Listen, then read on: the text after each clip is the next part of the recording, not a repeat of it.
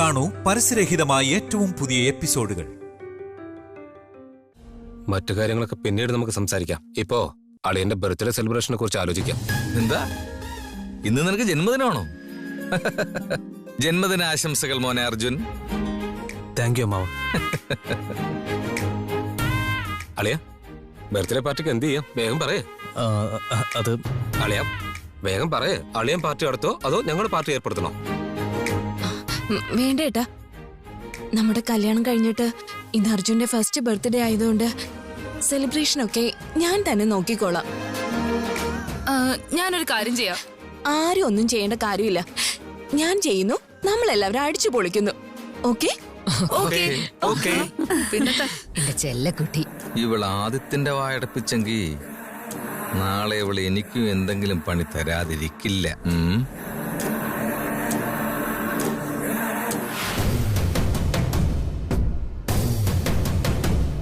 അമ്മേ, അമ്മേ,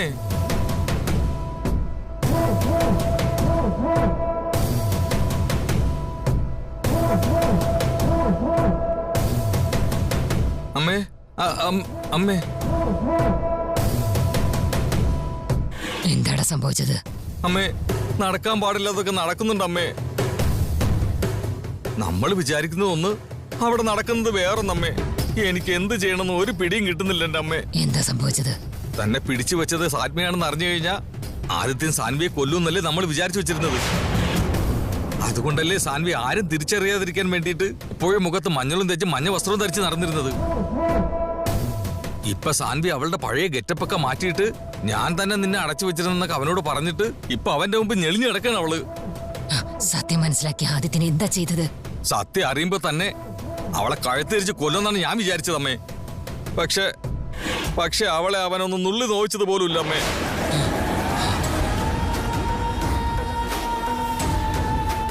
ആ ആദിത്യനോട് അവൾ എന്ത് പറഞ്ഞോ എന്ത് മായം ചെയ്തോ ഒന്നും അറിയാമേ അമ്മേ. നമ്മൾ വിചാരിച്ചതുപോലെ ആ ആദിത്യന് ആ പെണ്ണിന് ഒന്നും ചെയ്തിട്ടില്ല അമ്മേ. അതൊന്നും പോരാഞ്ഞിട്ട് ഇപ്പൊ അവരെല്ലാം കൂടി ഒന്നായിട്ടുണ്ടമ്മേ.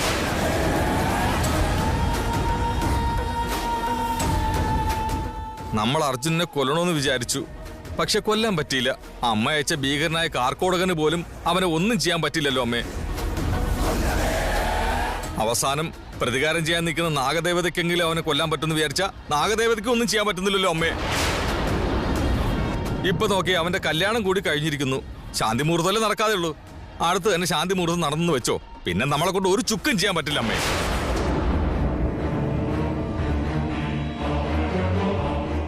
ഇപ്പൊ ആ ഭവാനി വ്രതം ഇരുന്ന് പൂജ ചെയ്ത് ദൈവങ്ങൾക്ക് പ്രീതിപ്പെടുത്തി അനുഗ്രഹം വാങ്ങിച്ച് അവരുടെ കുലദൈവമായ നാഗദൈവത്തെ തന്നെ എതിർത്ത് നിൽക്കുകയാണെങ്കിൽ നാളെ അമ്മയോട് തന്നെ എതിരിടൂല്ലെന്ന് ആര് കണ്ടു അമ്മേ? പിന്നെ നമ്മുടെ അവസ്ഥ എന്താകും അമ്മേ? ആദിത്യൻ സാൻവിയെ കൊന്നതുമില്ല, അർജുൻ ചത്തതുമില്ല. നമ്മളെ കൊണ്ട് ഒന്നും ചെയ്യാൻ പറ്റില്ലല്ലോ അമ്മേ. അവരെ രണ്ടുപേരെയും നീ തന്നെ കൊല്ലുമോ? ഞാനാ? അതെ, അവരെ നീ തന്നെ കൊന്നേക്ക്. അമ്മേ, അമ്മ എന്തൊക്കെയാ പറയുന്നേ? എന്നെ കൊണ്ട് എങ്ങനെ കൊല്ലാൻ പറ്റും? അർജുനും ഭവാനിയും കല്യാണം കഴിച്ച് ഒന്നായി തീർന്നെന്ന് വിചാരിക്കുക.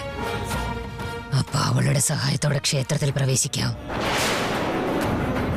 അപ്പൊ വിചാരിച്ചതൊക്കെ സാധിക്കാമെന്ന് ഇത്രയും കാലം ഞാൻ വിചാരിച്ചു. പക്ഷേ ഈ സഞ്ജീവ മാണിക്യം എനിക്ക് സ്വന്തമായത് കൊണ്ട് ഈ മാണിക്യത്തിന്റെ സഹായം കൊണ്ട് എനിക്ക് വിചാരിച്ചതൊക്കെ സാധിക്കാൻ കഴിയും. ഇപ്പൊ അവരുടെ ആവശ്യം നമുക്കില്ല. അവര് ജീവനോടെ ഇരുന്നാലും മരിച്ചാലും ശരി, നമുക്ക് യാതൊരു കാര്യവുമില്ല. അവരെ കൊന്നേക്ക്, രണ്ടുപേരെയും കൊന്നേക്ക്. എന്റെ തനിനിറം എന്താണെന്ന് അവരെല്ലാവർക്കും അറിയാവുന്നുള്ളതല്ലേ അമ്മേ. അവിടെ ആർക്കെങ്കിലും എന്തെങ്കിലുമൊക്കെ സംഭവിച്ചാ ഉടനെ അത് എന്റെ തലയിൽ തന്നെ വന്ന് വീഴും അമ്മേ. അങ്ങനെയുള്ളപ്പോ ഞാനെങ്ങനെയാ? അപ്പൊ നീ ആരെ കൊന്നാലും എത്ര പേരെ കൊന്നാലും ശരി, നിന്നെ ആരും ഒരു കാരണവശാലും സംശയിക്കുകയില്ല. അതെങ്ങനെ വരാതിരിക്കും അമ്മേ? ആ നാഗദേവത അർജുനെ കൊന്ന് പക തീർക്കാനിരിക്കുകയാണെന്ന് എല്ലാവർക്കും അറിയാവുന്നത് കൊണ്ട് തന്നെ ആര് മരിച്ചാലും ശരി, അത് നാഗദേവതയാണ് ചെയ്തതെന്ന് എല്ലാവരും വിചാരിക്കണ്ട. അത് സത്യമേ. അവരെ എല്ലാവരെയും നീ കൊന്നു തള്ളിയെന്ന് വിചാരിക്കുക. അതിനുശേഷം ആ വീട്ടിൽ നീയാണ് രാജാവ്. അത് മാത്രമല്ല, ആ നാടിന്റെ തലവനും നീ തന്നെയായിരിക്കും. നീ ആ കൊലപാതകം ചെയ്തിട്ട് ആ പേര് നാഗദേവതയുടെ തലയിലാക്ക്. അപ്പൊ ആ നാഗദേവത എല്ലാവരുടെയും പഴി കേൾക്കേണ്ടി വരും. സത്യമോ അല്ലയോ? അത് സത്യമേ. അമ്മ പറഞ്ഞതുപോലെ അവന്റെ ജന്മദിനത്തിന്റെ അന്ന് തന്നെ അവന്റെ മരണദിനവും ഞാൻ കുറിച്ചിടും അമ്മേ. അവന്റെ ഒപ്പം തന്നെ എല്ലാത്തിനും ഞാൻ തീർത്തു തരാം. വലിയ ഉപകാരം അമ്മേ.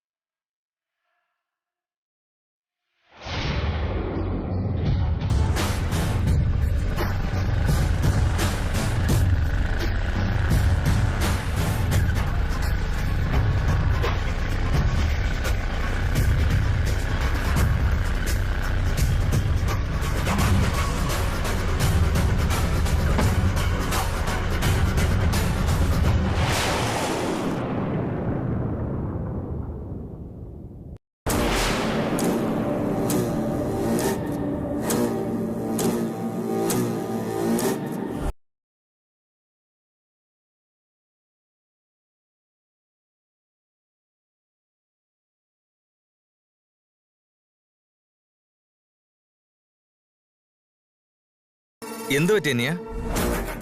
വണ്ടി പഞ്ചറായി സാർ. അയ്യോ, ഇനിയിപ്പോ എന്ത് ചെയ്യും? നിനക്ക് എവിടെയാ പോണ്ടേ? ആ കൃഷ്ണനാഥ പണിക്കരേട്ടന്റെ വീട്ടിലേക്കാ. ഓ, അവിടെയോ? ഇവിടെ പഞ്ചർ കട എവിടെയെന്ന് പറഞ്ഞ ഇവിടെ നിന്ന് നേരെ പോയിട്ട് വലതോട്ടങ്ങോട്ട് തിരിഞ്ഞിട്ട് അവിടെ ഒരു പഞ്ചർ കടയുണ്ട്. അനിയൻ പോയി ഒട്ടിക്കാനുള്ള ആളിനെ വിളിച്ചോണ്ടോ. ഞാൻ ഇവിടെ നിന്ന് വണ്ടി നോക്കിക്കോളാം കേട്ടോ. Okay sir, thank you sir. Sir, ഞാൻ പോയി അവരെ കൂട്ടിയിട്ട് വരാം. സാർ, ഇതിൽ ഡെലിവറി ചെയ്യാനുള്ള കേക്ക് ഇരിപ്പുണ്ട്. സാറും നോക്കിക്കോണേ. ഞാൻ പോയിട്ട് വരാം സാർ. ശരി അനിയ, നീ പോയിട്ട് വാ.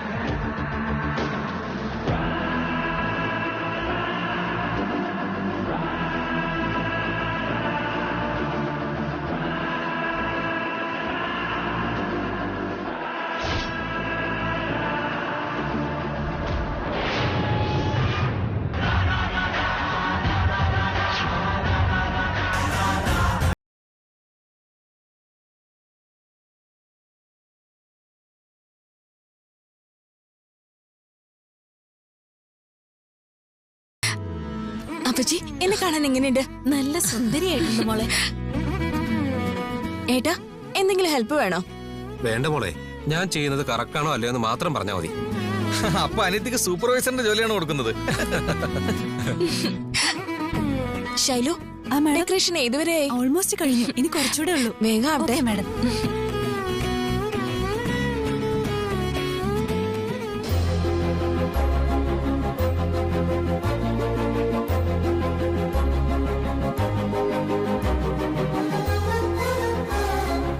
ഹലോ ഭർത്താവേ, എന്ത് ചെയ്തോണ്ടിരിക്ക?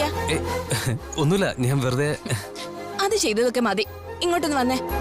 അല്ല, ഞാനിതൊക്കെ ഒന്ന് അറേഞ്ച് ചെയ്യട്ടെ. ഇപ്പൊ എന്താ അത്യാവശ്യം? അർജുൻ ഒന്നും ചെയ്യേണ്ട ആവശ്യമില്ല, ഇങ്ങോട്ട് വന്നേ.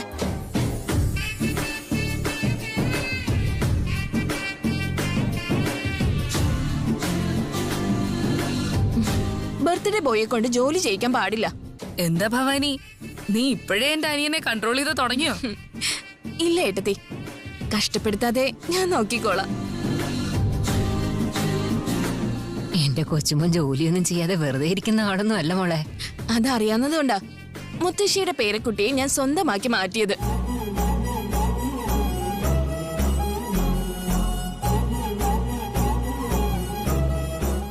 എന്റെ മോനും നിന്നെ ഒരു ജോലിക്കും വിടാതെ നന്നായിട്ട് നോക്കിക്കോളും മോളെ. എന്നുവെച്ചാ ഞാൻ വെറുതെ ഇരുന്ന് ഒരു ജോലിയും ചെയ്യാതെ ഗുണ്ടുപോലെ ആവണമെന്നാണോ? അതൊന്നും നടക്കില്ല അപ്പച്ചി.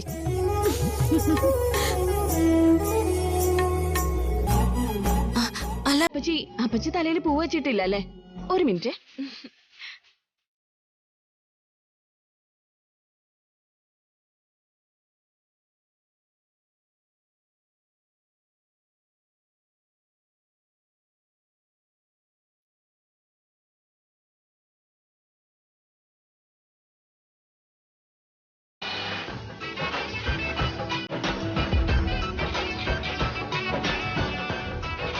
നിന്റെ മരുമോള് നിന്നെ എങ്ങനെയാ നോക്കുന്നതെന്ന് കണ്ടില്ലേ ശകുന്തളെ?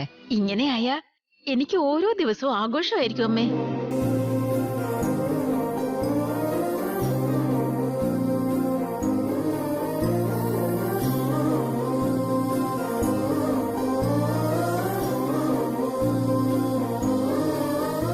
എന്താ രണ്ടാളും പരസ്പരം നോക്കുന്നേ? ഇത് പെണ്ണ് കാണൽ ചടങ്ങല്ല, ബർത്ത്ഡേ ഫംഗ്ഷൻ ആണ്.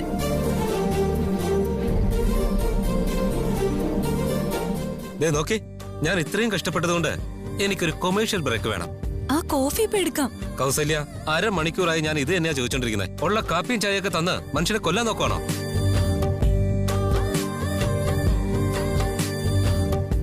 ഈ കൊമേഴ്ഷ്യൽ ബ്രേക്ക് റിഫ്രഷ് ആവാൻ വേണ്ടിയാ കേട്ടോ. റിഫ്രഷ് ആകാൻ വേണ്ടി ഒരല്പം ആഘോഷമൊക്കെ വേണ്ടേ? അതല്ലേ അതിന്റെ ശരി. എടാ മോനെ, നീ ഒന്നും ആലോചിക്കണ്ട, ഒരു അടിച്ചുപൊളി പാട്ടം കൊട്ടിട്ടെ.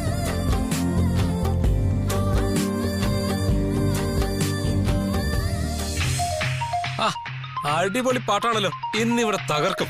വന്നേ വന്നേ, എല്ലാവരും വന്നേ, നമുക്ക് ഡാൻസ് ചെയ്യാം. ഇല്ലെങ്കിൽ വേണ്ട, ഞങ്ങൾ തന്നെ ആദ്യം പോവാം. എന്താ, വന്നേ. എനിക്ക് ഡാൻസ് ചെയ്യാനൊന്നും അറിയില്ല. പിന്നെ ഞാനിവിടെ അറിഞ്ഞിട്ടാണോ കളിക്കുന്നത്? നീ ഒന്ന് ഇങ്ങോട്ട് വന്നേ.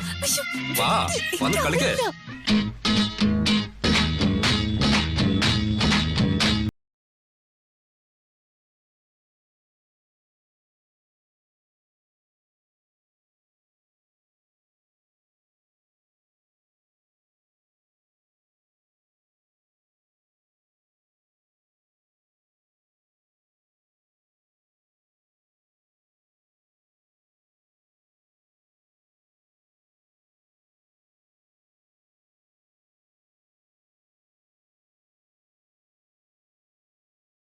പൊന്നും പൂവും കരിനീലച്ചാ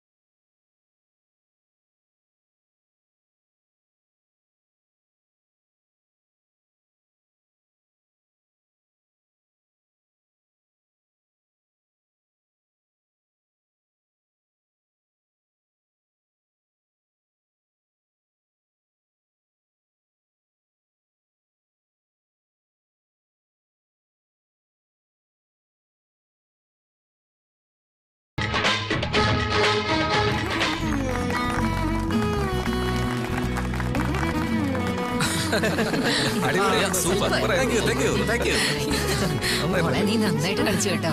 അളിയൻ ഡാൻസ് കളിക്കാൻ അറിയില്ലെന്ന് പറഞ്ഞിട്ട് താർത്തല്ലോ. അതൊക്കെ ചുമ്മാ തമാശക്ക് പറഞ്ഞല്ലേ അളിയാ. അളിയാ, അവര് പോയി ഇവര് പോന്ന് പറഞ്ഞോണ്ടിരിക്കാതെ നിങ്ങൾ രണ്ടുപേരും പോയേ. നാണം കുടുങ്ങി നിൽക്കണോ? ചെന്നേ ഒന്ന് പോകോട്ട്. അല്ല പിന്നെ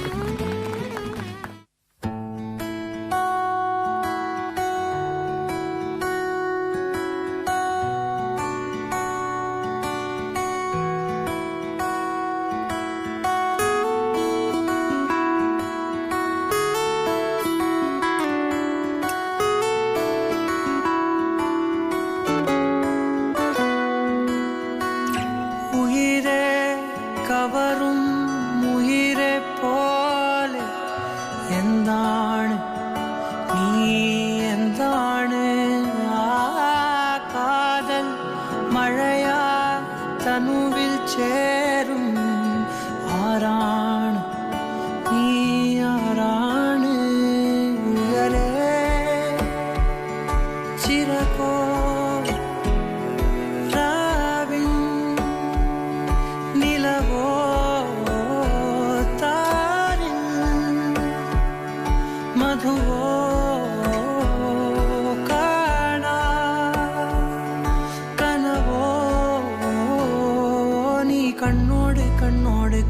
കണ്ണോരമായി കാതോട് കാതോട് കാതോരമായി നെഞ്ചോട് നെഞ്ചോട് നെഞ്ചോരമായി നിറയെ നീ തോരാതെ തോരാതെ തീരാതെയായി മായാതെ മായാതെ മായാതെയായി എന്നാളും എന്നാളും എന്നാളമായി പടര് ഓ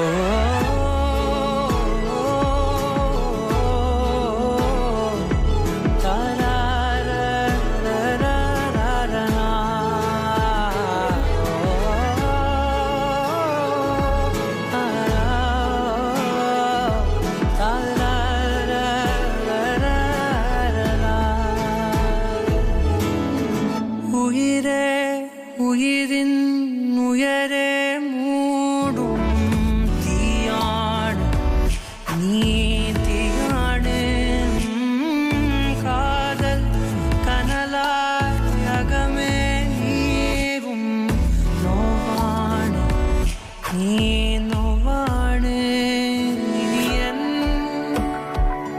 നിഴലായി വാഴ്വിൻ നദിയായി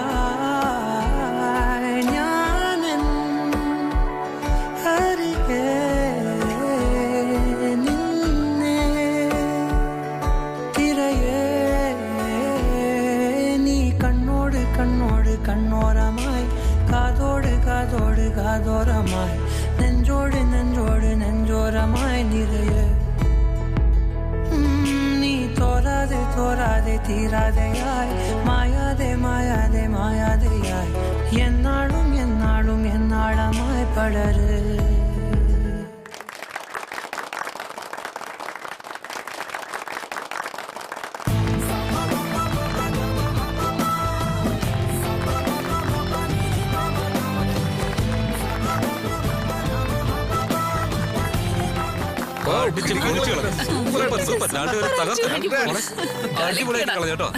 സൂപ്പർ നോക്കിയ മുത്തശ്ശി ഇനി മുത്തശ്ശി മാത്രമേ ഉള്ളൂ പോയേ അതൊന്നും പറഞ്ഞ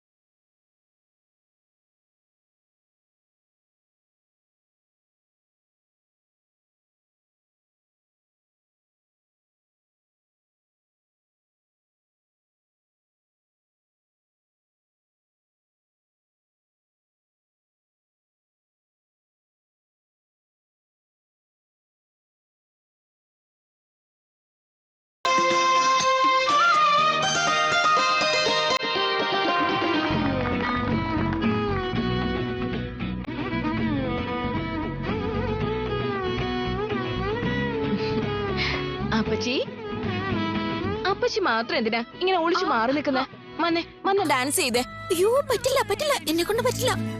അപ്പച്ചി ഡാൻസ് ചെയ്യുന്ന എനിക്ക് നന്നായിട്ട് അറിയാം. അതെന്താന്ന് വെച്ചാല് ഇപ്പോഴ് അദ്ദേഹം കൂടി ഇവിടെ ഇല്ലല്ലോ. അമ്മാവനില്ലെങ്കിൽ എന്താ, ഞാനെങ്ങനെയാ തനിയെ. ഒന്നും സംഭവിക്കില്ല.